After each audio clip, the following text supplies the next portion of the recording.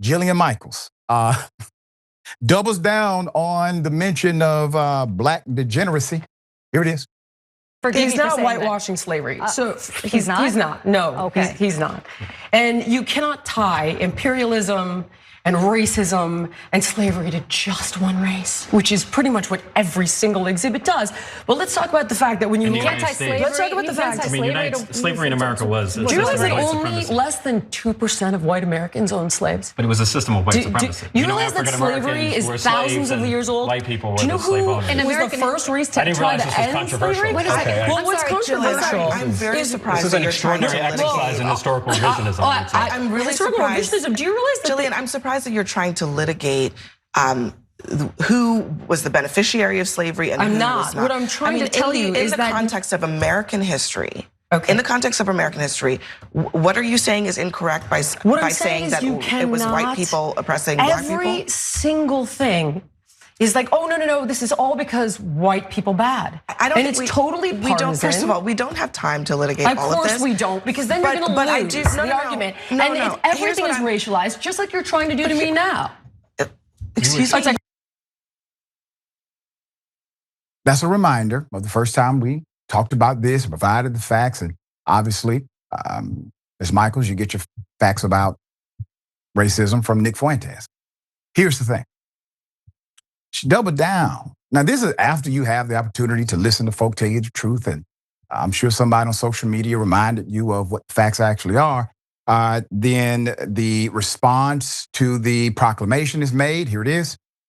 Less than 2% of white Americans owned slaves. But it was a system of white supremacy. You realize that slavery is thousands of years old? White people were Do you know the slave who owners. was the first race to try to end slavery? That's an incredibly misleading statistic, because even the Americans who did not own slaves also participated in slavery by benefiting from the economic system of slavery, the political system of slavery, and culturally treating black people as if they were not human.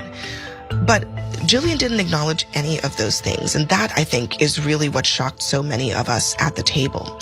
Since then, she's doubled down, and she's even said that she had reached out to the White House before coming on the show to ask them about which Smithsonian exhibits they wanted to dispute. She acknowledged that none of the talking points provided by the White House, according to her, had to do with slavery, and yet she still decided to downplay it at the NewsNight table. Fast forward a couple of days later, and now President Trump is actually also downplaying slavery, suggesting that the Smithsonian talks about it too much and overemphasizes the negative of slavery in the context of American history. That's correct. And it's Abby Phillip. Great job, by the way. I'm very impressed. So, as Michael said, yeah, I called White House. Yep, I called the White House, had a conversation. It's called a co-conspiracy, okay? It is a messaging co-conspiracy. It is intentional, it is by design, and they've been doing it for a very long time. Now, Ms. Michaels responds to tell her side of the story at an event. Here it is. I go on CNN and I get the topics ahead of time. So one of them is that Trump is trying to revise history by asking the Smithsonian to revisit some of their installations. What does that mean, like art pieces? I wasn't sure. Okay. So I asked the same question. So I reached out to the comms team at the White House. I said, listen, this is going to come up. Can I ask you, what installations is the administration taking umbrage with? Can you send it to me? So they send me a document, and it's about 50 pages. Oh my word. Not one thing in the document, not one installation actually is about slavery. This one woman on the other side immediately goes to Trump is whitewashing slavery. So with unbelievable confidence, knowing what was in there, I'm like, no, he's not. And then when I said, no, he's not, then Abby Phillip and Richey essentially, I guess, made some sort of assumption that I was trying to defend slavery. I'm not quite sure where they got that impression. We constantly talk about white supremacy, but we look the other way with black degeneracy. It begets white hostility that then validates and begets white degeneracy. And it's this impossible cycle.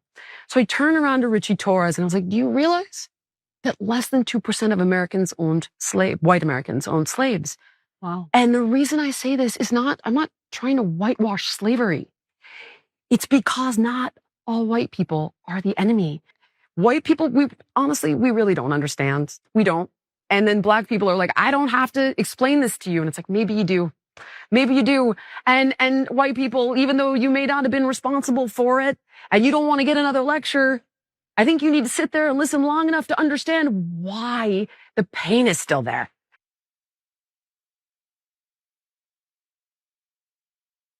Ma'am, I'm not doing this because I think I'm not doing this because I think there's a lot of hope for you. That's all. Fact checking is part of the role of one who proposes to be a giver of truth. You just read a document from the White House and said, oh, hell, we've been wrong about racism and slavery this whole time. 20%, madam, of southern states had populations that owned slavery, 20%. And damn near 70 to 80% of the enterprise was supported by law, culture, banks, insurance companies. Put up the picture full mass. I just want you to take a good look at MAGA's choice, okay? So here we go. After comments Michaels made last week on CNN's Newsnight with Abby Phillip, Abby had to do a whole damn new commentary and post it. This was so outrageous. About the breadth of slavery and blew up across the internet. She now has made claims about Black degeneracy. This happened when Michaels was a speaker at the 10X Ladies Conference. This was in Florida, August 16th, sat down with the conference's host for a conversation. That's when she said this. Now, let's talk about the 2% claim, okay? So contextually, this is what she left out. She left out the part where half of the United States at the time of the Civil War seceded in hopes of preserving slavery. They left because this was such a big deal to them. Regardless of the number of white people who physically owned Black people, a whole lot more white people definitely fought for the rights of those owners of people who happen to be Black. A whole lot more. To own Black folk was a thing. You can't own a human being. It's a ridiculous concept. It's insane to even consider the point. And it somehow makes people forget what slavery is. Once again, slavery is human trafficking, with all of the perils that come with that, including sexual assault, murder, abuse. So human trafficking, sanctioned, legalized, statutorily protected in the United States of America. All right, Confederate states at this point, a whole lot of people owned them. Duke professor Sandy Darty has been quoted as saying that certain Confederate states have populations where 20% of white people owned enslaved Black folk. And in Mississippi and South Carolina, the number hit up to 50%. Hannah Jones, Pulitzer Prize-winning journalist who created the 1619 Project, who has spent her career reframing American history around the legacy of slavery, posted her rebuttal.